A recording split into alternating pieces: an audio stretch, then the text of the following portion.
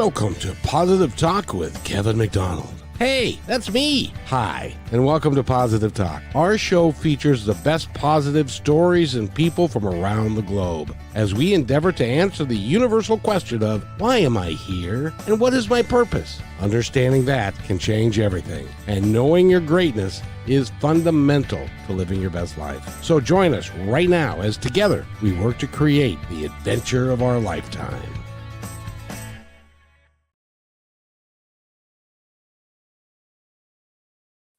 I am so pleased that the guest that we have today, she is dynamic. She is wonderful. She's been on the show before, but this is the first time the Brushwood Media Network people get to meet Kim Lengling, and she is or Lengling, excuse me. She is an extraordinary human being, and we're going to talk about all the things that she does, from Nuggets of Hope to working with the VA and the veterans groups that she works with, which is, I think, is the most remarkable thing on the world. She's also an author. She's also a podcaster, and she is just a wonderful, wonderful human being.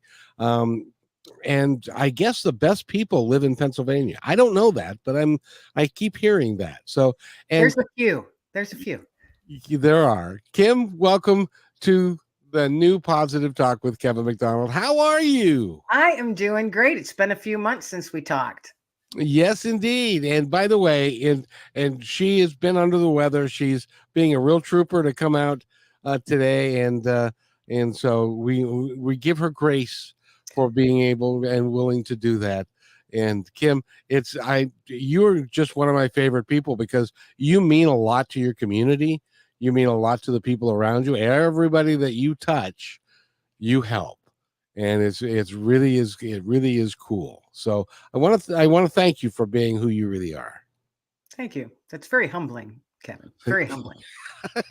It should not be, because it's like you have taken the opportunity when you get a message from somewhere, and it says, "I think you need to do this." And you go out and you do it. There's so many people that get that message and go, I don't know how. I don't know. I don't think. I'd be embarrassed, or I don't want to. So you do so many good things. It's just amazing. You mentioned that, like, I call them nudges when I get that nudge. Yes. It's people don't want to do it because it's going to push them outside their comfort zone. Yes, and they don't want people to judge them. You know what my thought on that is? I don't give a hoot what people think of me. If they think I'm a weirdo or a crazy lady, that's perfectly fine. They're not the person I'm supposed to be talking to then. Well, that old saying, which is, it's none of my business what you think of me. Exactly. So everybody should just mind their own business. And if you got something to say, make sure it's something nice. Be kind.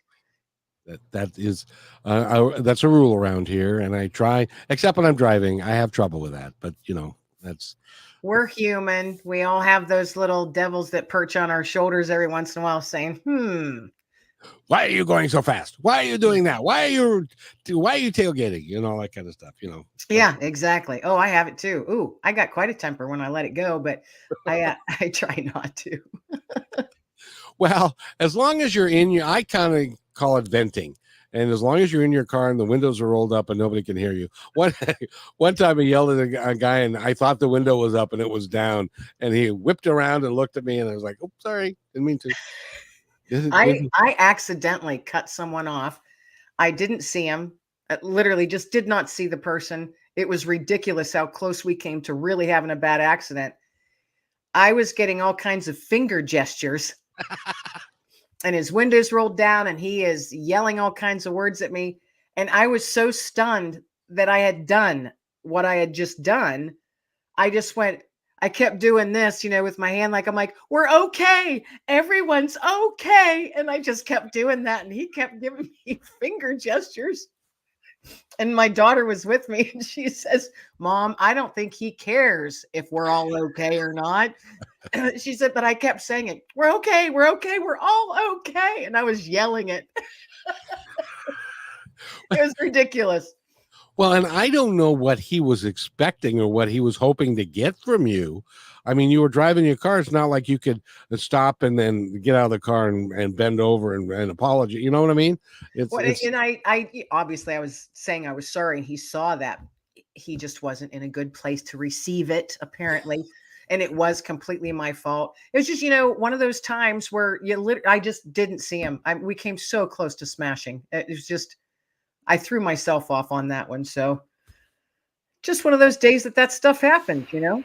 It does, but 99.9% of the time, you're always looking for, and this is, by the way, if you really want to make a difference in people's lives, I would love you and I would invite you to do what Kim does. And I'm going to have you tell the story because it is so heartwarming. And it was a nudge from above or somewhere that said, "Hey, why don't you do this?" And it impacts the world one person at a time, which really is all we can do, is one person at a time. And Right. so tell us the story of the nuggets of hope. Nuggets of hope. It's been close to 2 years now that I've been doing this. And I had gotten a nudge, like I said earlier, I get nudges, and the word hope was showing up everywhere. I was reading it, hearing it in songs, seeing it on television, hearing it on the radio, internet, wherever. I was seeing and hearing the word hope, and I thinking, okay, well, maybe I'm supposed to do something with it. And the nudge was so strong that I was supposed to do something with this word hope. And I'm going, well, what am I, who am I? What am I supposed to do with this word? And then I thought, I have these positive affirmation cards. There's like a small deck of them. I don't even know why I have them. The kind that say, "You're awesome, you're amazing, you're a rock star." So I had a little packet of those, and I just put them in my purse and started carrying them with me. And when I would be in the store, grocery shopping or wherever, I would pull one out and I started tucking them around the store. I tuck them in like a jeans pocket, and I put them in with the motor oil or wiper blades or milk, wherever I was at, within the underwear aisle. I was tucking these little cards everywhere, thinking whoever needs to find them will find them. And they're going to, read that card, and that's going to be the person who needed to hear that they were awesome that day. And then I was like, okay, maybe that's what I'm supposed to do. But I still kept getting this nudge. And then the word hope started showing up even more. And I'm going, oh my goodness, what am I supposed to do? And then I got a very strong nudge saying, in my head, you need to be a nugget of hope to people. You need to personally be a nugget of hope to another person, like face to face. And I'm like, no, Ain't doing that. I don't want to approach strangers, because that's how the nudge was coming to me. You are to approach, and not people, your friends, family. You are to approach. Okay, my nudges come from God. That's where I feel that they come from. So my message that I feel that I was getting was, you are to approach who I point out to you. And I'm like, oh, goodness gracious. So I'm like, all right, these little cards probably aren't going to do it. And I didn't know what to do. And I'm like, well, nugget of hope, nugget of hope. I guess I could be a nugget of hope. Then I went, nugget, nugget. Oh, maybe I can find a stone or something. So I found these really pretty polished stones that have the word hope engraved on them. And they're all different colors, but they fit in the palm of your hand perfect. It's like, those worry stones that grandpa used to carry in his pocket. I don't Oh, know if your yes. grandpa did, but yeah, they're that perfect size. And this is one I actually carry with me all the time. This is my personal little nugget of hope I gave to myself. But I got these little nuggets of hope and found them online, which I was surprised, because I was like, I'm never going to find these. And I carry them with me now everywhere. And I literally approach strangers. If I see someone when I'm out and about running errands at a grocery store or wherever, and I see a person, and I'll feel a strong sense that that person needs a nugget of hope today.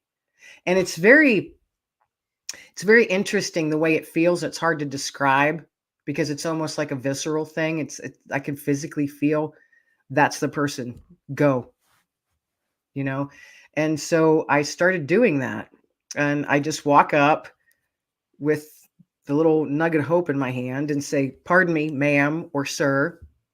I would like to give you a nugget of hope today. And I hope you have a blessed day. And then I turn and walk away. Pardon me. And I don't feel that I'm supposed to stand there and chit chat with them, get to know them, get their name, get their story. I think I know I'm just supposed to give them this. And I've handed out a lot of these in the last couple of years. And the reactions that I've gotten have been amazing. I've gotten tears. I've gotten laughter. I've gotten like nervous laughter. I've gotten, wide-eyed looks like, what? Who are you?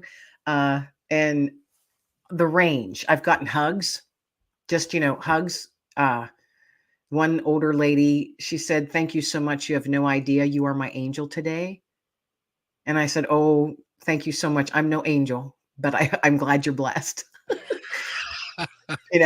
But so she was obviously meant to get one that day. I mean, that was just an affirmation for me, confirmation. That was a confirmation for me. And the one that still sticks with me today, and I've shared this with you before, Kevin, is an older gentleman I ran into in Walmart. And I felt so strongly urged that I was supposed to approach him. He was a taller, thin man, older, probably late 80s, in the dish soap aisle. And just the aura around him, I just got this vibe of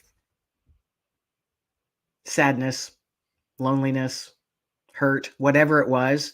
And I just felt so strongly nudged. So I approached him and I said, excuse me, sir, I would love to give you a nugget of hope today. And I just held up my hand, and he put his hand out and accepted it. And I said, I hope you have a blessed day, sir. And he just looked at me and yelled. And when I say yell, I do mean yell with a tone of anger. What the hell do I have to hope for? And I just stood there and I took it on the chin because I was supposed to. And I didn't take it personally. And I just looked at him. I said, sir, I hope that you get whatever it is that you need out of this today. And he was still angry. And then he was yelling about the dish soap, and he couldn't find the right dish soap. Pardon me. And I'm thinking, whatever he does with it. And he did. He kept it. He put it in his pocket. And I eventually did walk away and say, sir, I do wish you a blessed day. And I left, and I got my stuff done and went to my car, sat down in my car, and I just started crying. My heart actually hurt for that man. And I'm thinking, he wasn't yelling at me. He was yelling at whatever the circumstance was that his life was in that moment in time. I just happened to be the one that approached him. That talked to him. He was yelling at life. Yes, he was mad at life. Maybe he had just lost his wife and he ran out of dish soap, but he needed to get the kind that she's used for the last 45 years. And he couldn't. And he can't find it. Right. Maybe that put him, and then here I come. Here's a nugget of hope. And maybe he was caring for his ailing wife. Maybe she has Alzheimer's. Maybe he just got done over being really, really ill, or a hospital stay. And it was the first time out of the house for weeks. And he just wanted to find the dang soap and get home. Maybe he's tired and sick and just angry at everything, and just wanted to get home. And then this stranger comes up to him and offering him hope. Heck, he didn't want anything to do with it. And my heart hurt for him. It was breaking for him. And then I, as I'm sitting there in my car, I realized, no, wait a minute. He took it. He took the little nugget. He put it in his pocket. I'm like, and if he's like any of the older gentlemen I've ever known, they go home, pull everything out of their pocket and put it in the bowl on the hall table or wherever it is they dump their stuff from their pockets at. Exactly. And maybe the next morning when he's getting ready to start, whether he's leaving the house or not, he's still going to grab all that stuff and shove it back in his pocket for the day. Maybe he'll look down and see that nugget of hope. Maybe then it'll click in and hit his heart the way it's supposed to. Maybe it'll be a week or so. But he kept it. And so that's what, I was like, okay, he kept it. So yeah, I was supposed to approach him. And he yelled at me, and that's okay. I took it. I'm a big girl. I can let that stuff roll because I knew he wasn't yelling at me. And that's one that just sticks with me all the time. And I've run into numerous people. Some of them will just give me a look, like, are you kidding me? I just want to get my stuff in my car. You get that kind of look, like, I don't have time for you. I've gotten those looks, but not a single person has said no thank you to the nugget of hope. Not a single person has said, I don't want that. Not a single person has said, no, here, you take it back. Every person has taken it. It means So, a lot. yes. And if you think about that, the change that one person can make in your slice of the world, like you said earlier, that ripple effect will happen. Because who knows? And no one's saying that they have to keep it. Heck, I would love it if they had it for as long as they needed it, and then they turned around and passed it on to somebody else and say, you know what, some crazy lady gave this to me in Walmart parking lot. And I've got what I need. So here, I think maybe I'll give my nugget of hope to you now. I was going to tell you that when you were talking about the lady who said, "You're an angel," and you poo-pooed it and say, "Hey, I ain't no angel." But think about this. And I would love for you to write, since you're an author and you write books, I would love for you to write a nugget of hope, stories from the stories from I don't know what, but because this lady that said you're an angel and you said no, not really, and then you walked away. I just have in my mind that she went home and one of her relatives or one of her friends was there and was having a very bad day, and she told her the story of this angel came up to me and gave me this nugget of hope, and now I'm going to give it to you because that's what this angel would want me to do, because you need it more than I do. And that type of ripple effect that goes through and who knows where that nugget of hope ended up, because it could go to this saved me when the lady gets the nugget of hope, and then a week or a month later she carries it around in her purse, and there's somebody else who's having a really really tough time, and she says, this saved me when I was in your position, and so now I'm going to give you this Yeah. nugget of hope. Who knows how far that reaches and where it can go? That's why I'm so enthralled with it. I'd never heard that before. I'd never heard of anybody doing that before, and also those rocks are not cheap. No, they're not. No, surprising. I was surprised at how not cheap they were. But But I you felt very strongly, this is actually, it popped in my head what these look like. And I'm like, are those even made? Can you find those anywhere? And I say surprisingly, but it shouldn't be surprisingly. I found them relatively easy because I was supposed amazingly to. enough, yeah. Yeah, as if you were absolutely supposed to. And that's how, by the way, ladies and gentlemen, in our opening we talk about knowing your greatness, and it's the adventure of a lifetime. If you stay open to life, life will present you with wonderful things, wonderful ideas, and will just show up. And that's one of the things I love about you, is that you were open to the idea. You didn't say, "Oh, that's silly," and you didn't poo-poo it, because it kept on coming until you acted on it. But you were doing what you felt in your heart was the right thing to do, and you said yes. You said yes to life. You said yes to the nudge, and that is profoundly helpful to a lot of people that are listening to this who are not saying yes to life yet. Because everybody gets those nudges, however they come to you. Yes.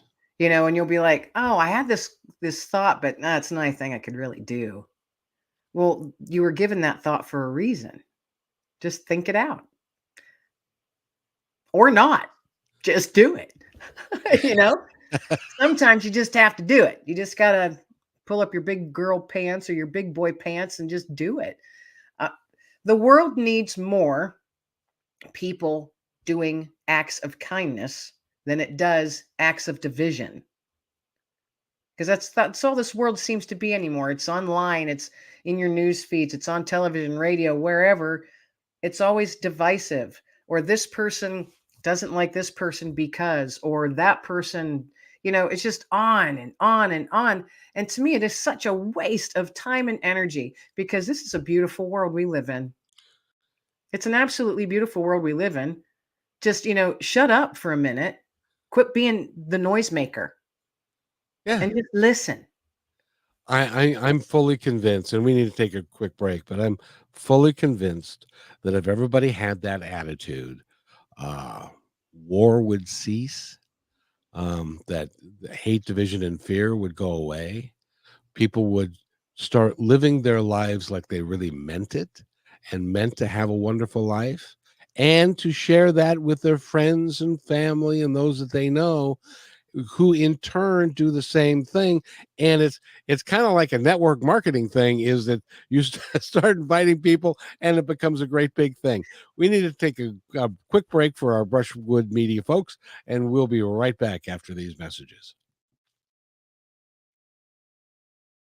You're brilliant, by the way. Simply brilliant. Sorry for coughing so much. No, you're doing great. You're doing great. And so And welcome back to Positive Talk with Kevin McDonald. I'm so glad you're here. We've got an amazing guest. And, we were talking about nuggets of hope and what she does with that. Oh, we've just scratched the surface, just the tip of the iceberg, as it were, because she does so much. But let's talk first of all about your writing and Paw Prints on the Couch, which is a #1 new release, by the way. Yeah. Yeah. How unexpectedly exciting that was. For the first 4 months it was out, it was a #1 top new release on Amazon. It was totally unexpected, but yeah, Paw Prints on the Couch. It is an anthology of people sharing stories of their pets. So we've got dogs, cats, and horses in this one. Just happens to be the people that wanted to share in the book. And they're stories of the pets, that how they enrich your life, or how they've changed your life, or maybe even how they've saved your life.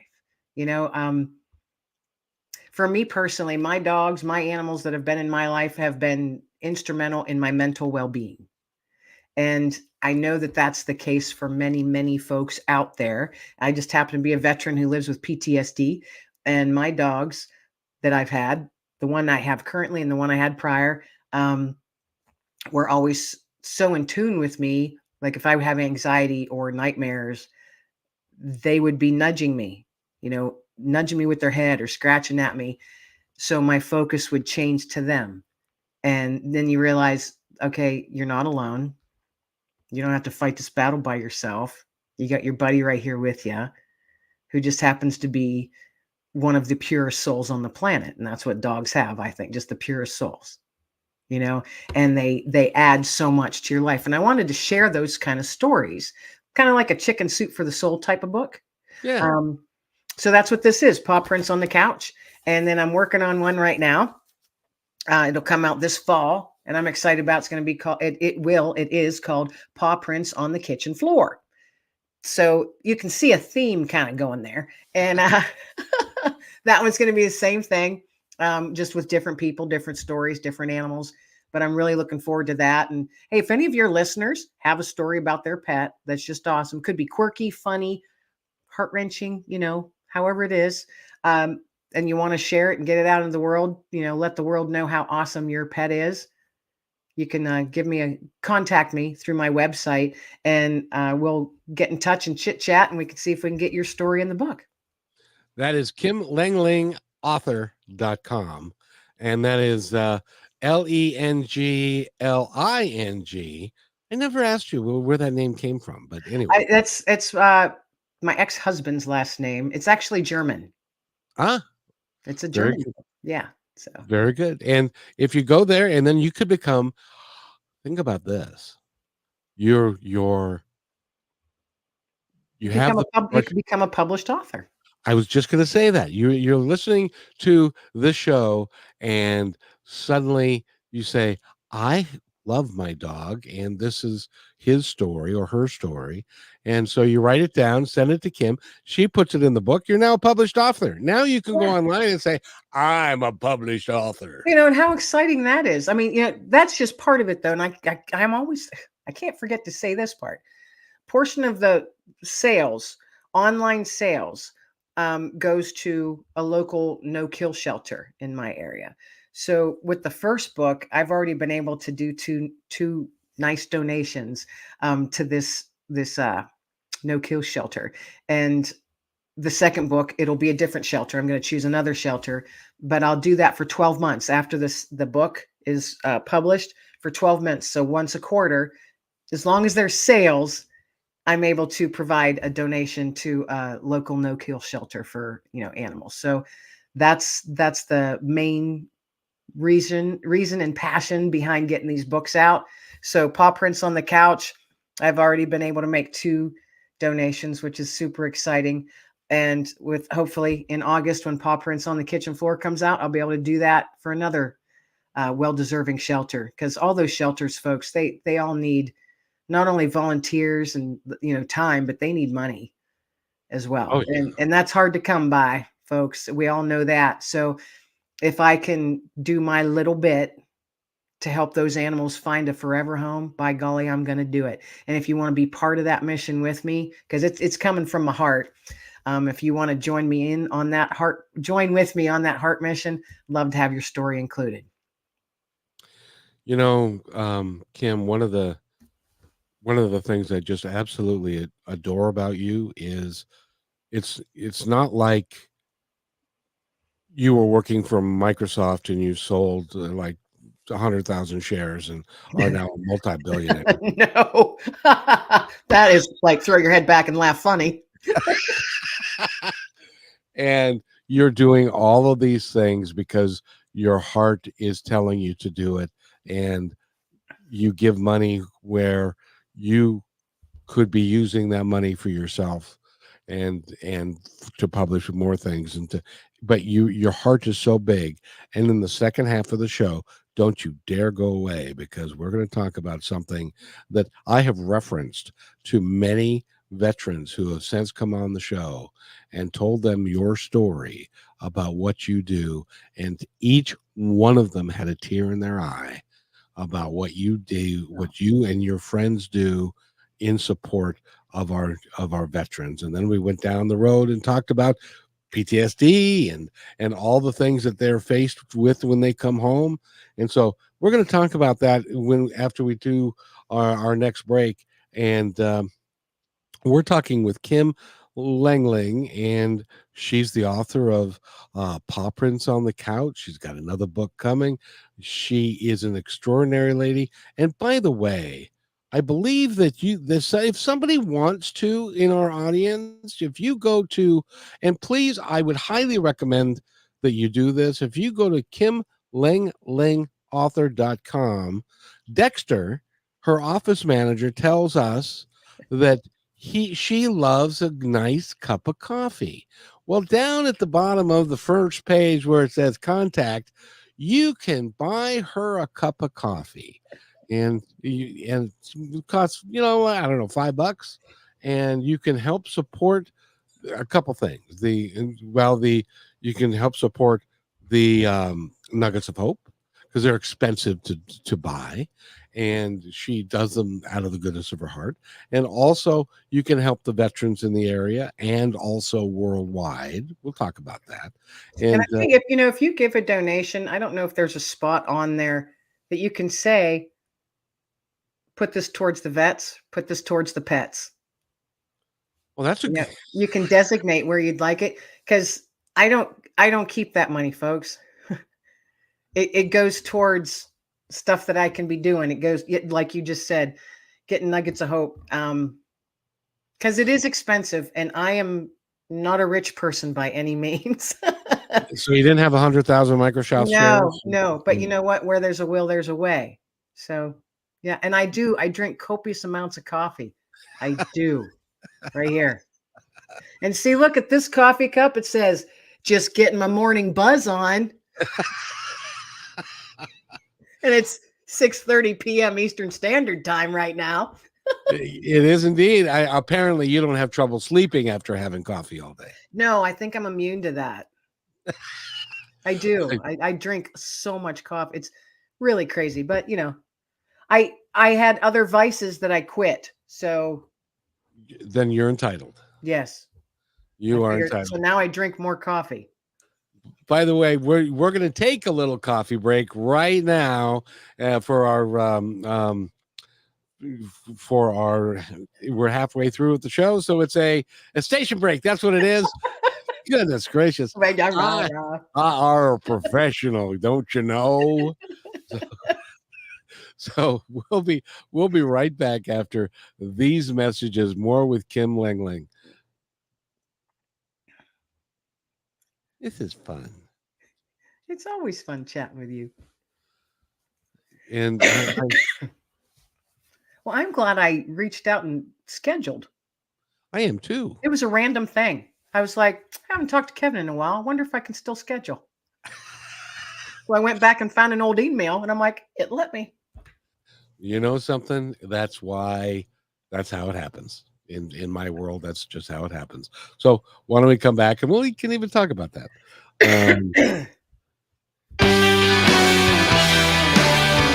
And welcome back, everybody, to Positive Talk with Kevin McDonald. You're listening to the Brushwood Media Network, and Kim Lengling, author, is our guest. She's so much more than an author. She's a philanthropist. She does all kinds of wonderful stuff for the community. And it's funny because you've been on the show before. We always have a great time when you come on the show, and you were just wandering about wondering, gee, I wonder if that old dude is still around and stuff. So you checked it out and you found me and were able to book the show, and here you are. Well, yeah, because I save emails, and the other day I was thinking, I haven't talked to Kevin in a long time. Wonder how he's doing. What's up? And so I went back through my old emails and I found the link. I'm like, well, I'll see if it still works to see if I can still book. And it worked. And I'm like, hey, cool. So here I am. And it was like, oh, good. Kim's coming back on the show. I love her. She is so awesome because you do so much for the community, and you also are just a bright light in with everybody you meet, and you're kind and you take care of everybody. And my job, as I understand it, is to support people like you and the work that you're doing. Now, before we get into what you're doing just for fun to volunteer, tell us about the podcast. How's it going? It's going well. I am. The TV show and the other TV show and the TV show was stalled for about a year. The folks that run the network, there was a lot of personal things that they were going through, so that went quiet for about a year. Literally just had our first meeting last week to get that back up and running, and it might be on different platforms now, much bigger platforms. So that's kind of exciting. I'm not sure what the direction of that is yet, but hopefully that will ramp back up and I'll be able to have more shows on and that was the TV show is called The Right Stuff, the author's voice. So it's all having all authors on talking about, why they write what they write, where their ideas come from, things like that. But fascinating people that I've met. But my podcast, Let Fear Bounce, I'm in now the 4th season, which just still blows me away. And I'm closing in on 200 episodes. Good, so that's exciting.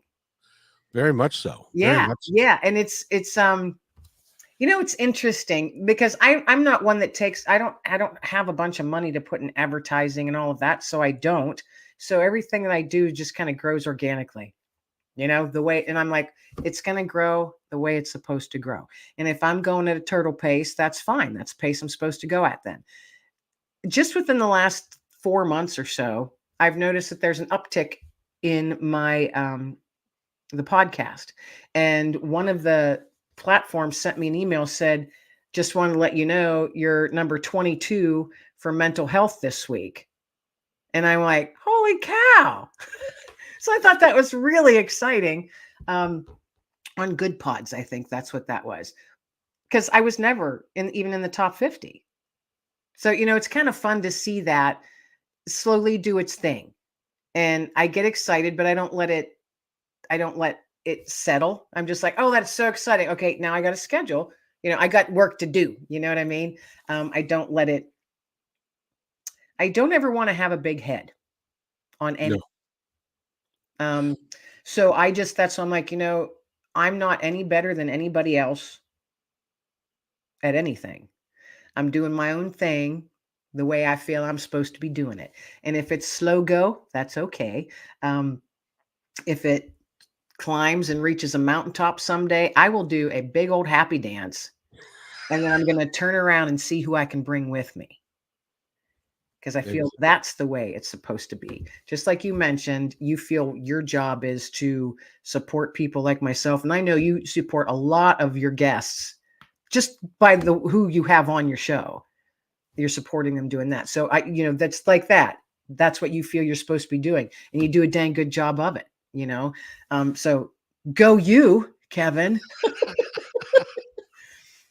Oh, you're too kind. But I really feel like, and this is what I'm hoping for. I'm hoping for that podcasts like yours and podcasts like mine and radio shows and whatever I'm doing, television, YouTube and all that stuff, they grow so that our platform can be bigger, so that we can put more money into the platform so more people can hear how important it is to have a positive message, to be kind, to take care of people, and the results of which can be life changing and can begin the adventure of a lifetime if somebody chooses to go down that path. And so Right. that's why I really want everything that you do to be successful, because I know in your heart that it's not like you're going to squirrel away all these profits in the mattress. It's going right back where it came from. Right. If I had unlimited resources, and I often sit there and think, if I didn't have to worry about monthly bills, the things I could do. Oh. But then I'm like, Kim, don't wish for something that you don't have. Appreciate what you do have and do the best that you can with it. So that's what I'm doing. And that is remarkable. It just simply is. And congratulations, because you're doing so much. And you're also doing things with your veterans group in the area. And tell us a little bit about what you're doing there, because, and by the way, don't go away. This is a remarkable story, in my opinion. Well, it was 24 years ago, which still amazes me. Seems like day before yesterday, doesn't it? It truly does, actually. 24 years ago, myself and at that time, the wife of the commander of the veteran post that I am a life member of. It's a Veterans of the Vietnam War post. I am not a veteran of the Vietnam War. I'm way too young for that.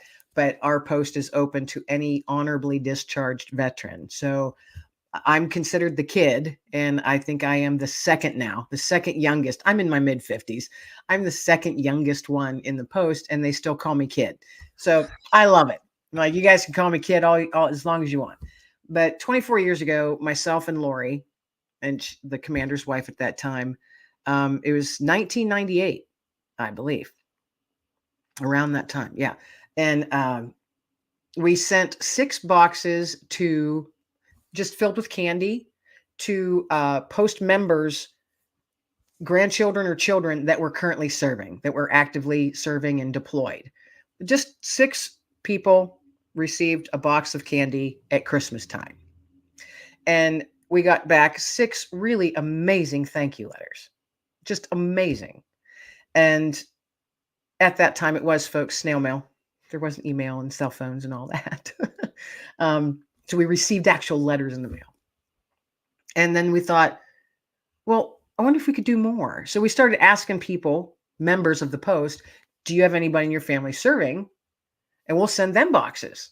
So there was a few more. So then it got to like 10 or 12, And then 9/11 happened. So we continued to do that.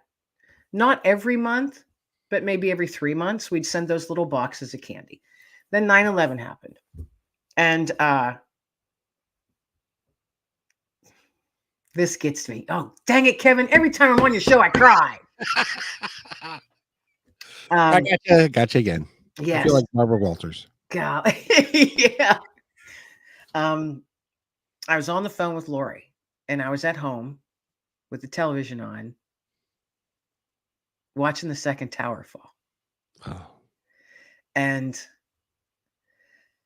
waiting for my daughter to get home from school, because when I called the school, they said the buses had already come to bring the kids home, because I was frantic as a mom, get my kid home.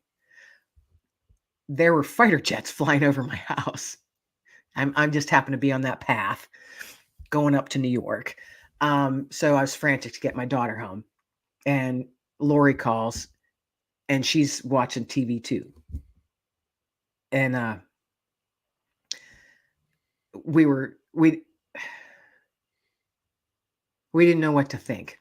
We were in shock, and we're like, are we really seeing what we're seeing? Is this really happening? And then we both went, oh shit, we're going to have to pick up our game. There's going to be so many troops being sent everywhere. We can't let them think that they're not thought of. We have got to do something. Oh my gosh, what can we do? So our brains just went crazy. And over the next few days, and if anybody that was alive at that time knows the patriotism that just surged in this country, crazy surge of it. And we made a few phone calls and just said, we need donations. And they came by the truckloads.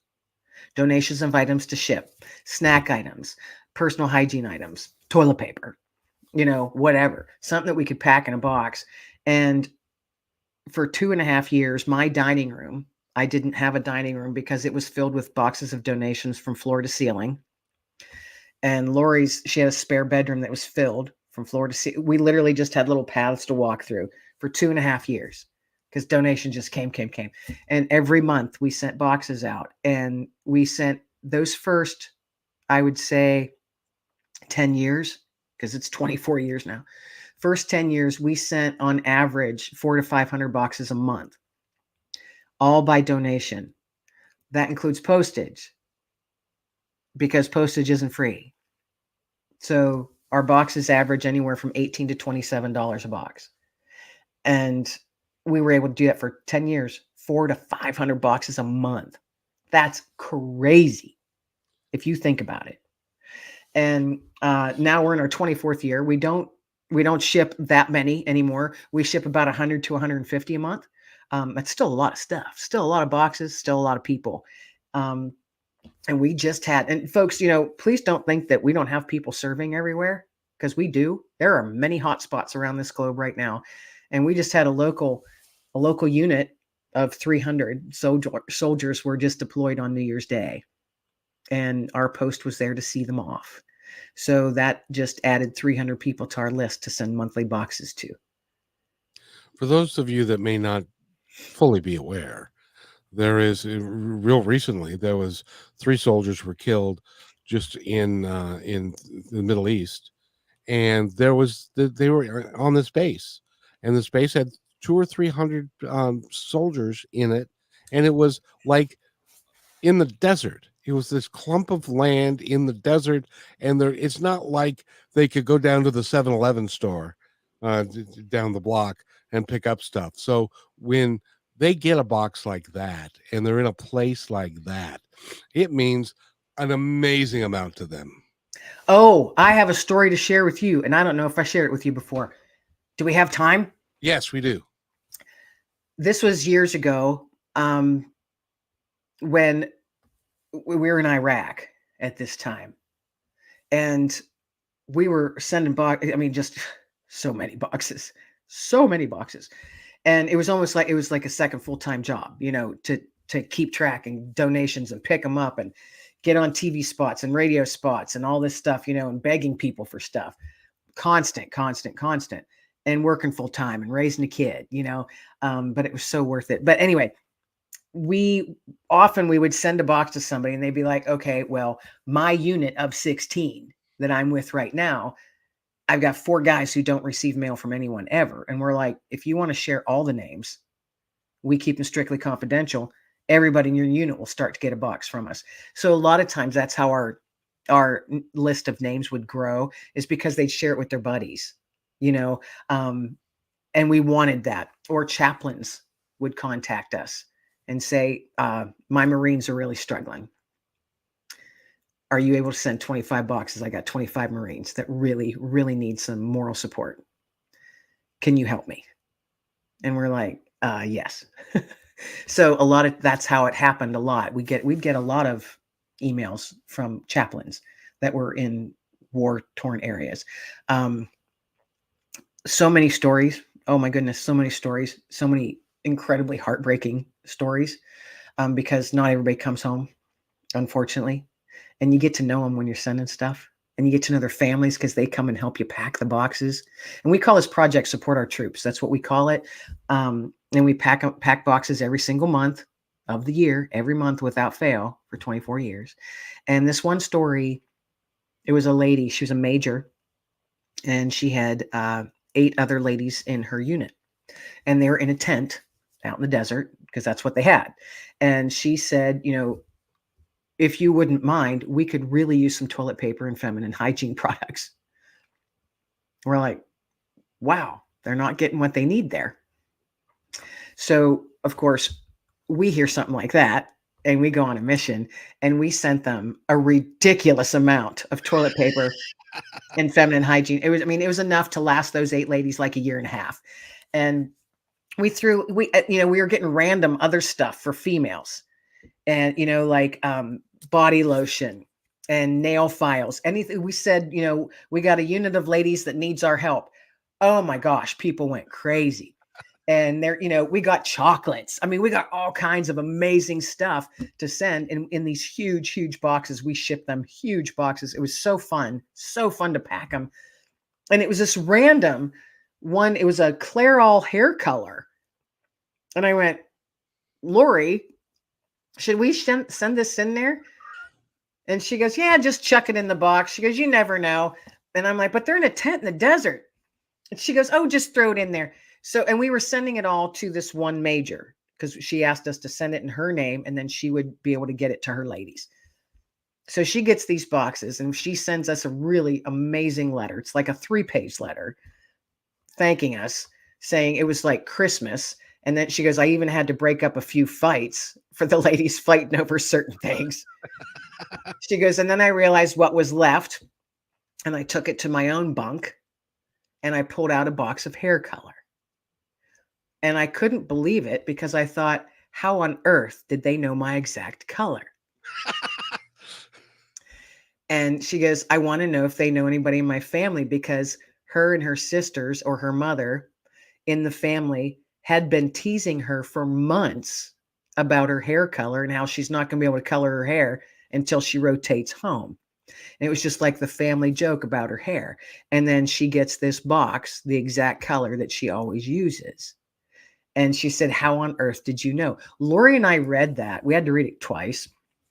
And we just broke into tears because that was just one of many letters like that we got, that the soldier or airman or Marine or corpsman, whoever it was that was opening up a box, said, how did you know?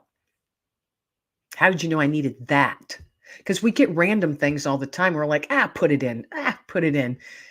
And without fail, that one random item is who we get the letters from, saying, how did you know? So it's not just us at work there, folks. We're just the hands and feet that do it, and we have been so ridiculously blessed over the years to do this. And the people that we have met, the families that we have met, the soldiers that we have met, soldiers have went out of their way when they rotate home. They live on the other side of the country from us. They made a personal flight stop in Pennsylvania to thank us in person for sending them boxes while they were deployed for 16 months. They didn't have to do that, but they wanted to. They wanted to meet us in person and thank us in person, because we don't know these people we're sending boxes to. People are just giving us their names and addresses. We don't know them. And here's the thing, 24 years later, we're now sending to our post members' grandchildren. We're like sending boxes to the next generation now. And Lori and I realized that the other day, and we're like, oh my gosh, we're getting old. Because now it's a whole nother, I mean, think about it, 24 years. That's another generation. It is. And we're sending to the grandkids now.